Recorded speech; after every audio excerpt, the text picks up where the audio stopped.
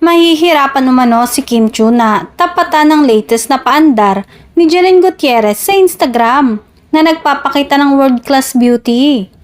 Nagmukhang sexy goddess si Janine sa total look nito habang ibinibida ang isa sa mga collection ng ine-endorse niyang bikini mula sa isang local clothing brand. Parang nabalata ng pagiging isang Pinay ni Janine at mistula itong kahilera ni na Marilyn Monroe, Cameron Diaz, Selena Gomez sa international beauty niya, say ng mga netizens. Binabato ng mga papuri si Janine gaya ng Diyosa, Goddess at Gorgeous. Pinukol din ng maraming red heart at fire icon ang post na ito ni Janine.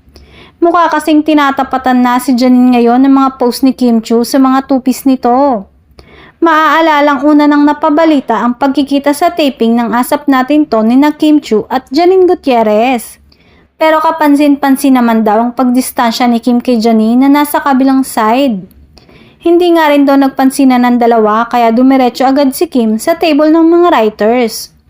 Hanggang sa mismong taping ng opening prod sa loob ng Studio 10 ay kitang-kita raw ang iwasan ng dalawa.